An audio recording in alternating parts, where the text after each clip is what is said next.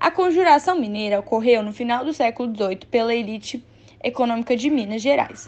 A revolta de caráter separatista foi descoberta pela coroa portuguesa antes mesmo de começar. A capitania de Minas Gerais, devido à extração do ouro e de diamantes, era a capitania mais rica do Brasil, que ao ser descoberta pelos metais preciosos, houve a transferência da capital, que antes era Salvador, para o Rio de Janeiro, com a intenção de intensificar a fiscalização, pois ficava mais próximo do território das minas. Com a transferência da capital, a atenção da coroa para a capitania foi desdobrada. Por isso, a relação da população com os governantes começou a se desgastar, principalmente pela excessiva cobrança de impostos. Como decorrência, em 1720 houve a revolta de Vila Rica, que foi uma revolta devido à insatisfação do povo por causa dos altos impostos sobre o ouro. Agora, vamos falar um pouco sobre as causas.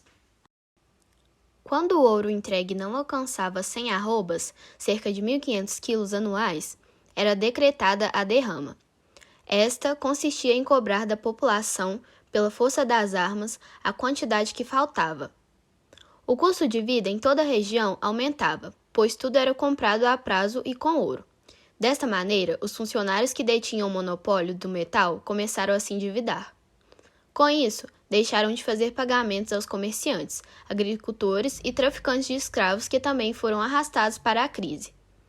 Os inconfidentes eram, em sua maioria, grandes proprietários, mineradores, padres e letrados, como Cláudio Manuel da Costa. Oriundo de família enriquecida na mineração, havia estudado em Coimbra e foi alto funcionário de administração colonial. Por sua parte, Alvarenga Peixoto era minerador e latifundiário. Tomás Antônio Gonzaga, escritor e poeta, depois de estudos jurídicos na Europa, tornou-se ouvidor, juiz, em Vila Rica. Francisco de Paula Freire, tenente-coronel e comandante do Regimento dos Dragões, tropa militar de Minas Gerais, estava, hierarquicamente, logo abaixo do governador. Joaquim José da Silva Xavier, chamado de Tiradentes, era filho de um pequeno fazendeiro e ganhou a vida como militar, dentista, tropeiro e comerciante. Foi o mais popular entre os conspiradores e, embora não tenha sido o idealizador do movimento, teve papel importante na propagação das ideias revolucionárias junto à população. Os objetivos da Inconfidência Mineira. Os Inconfidentes tinham uma série de propostas para a capitania de Minas Gerais, como romper com Portugal e adotar um regime republicano, na qual a capital seria São João del Rei, criar indústrias, fundar uma universidade em Vila Rica, acabar com o monopólio comercial português, adotar o serviço militar obrigatório e instituir parlamentos locais que seriam subordinados a um parlamento regional. O que defendia os Inconfidentes? Na questão do trabalho escravo, não existia um consenso entre os Inconfidentes. Assim, alguns defendiam a libertação dos escravos, mas outros defendiam a permanência da escravidão caso a capitania alcançasse sua independência. Os colonos pensavam em realizar uma revolta em Vila Rica, que depois se espalharia por toda a capitania.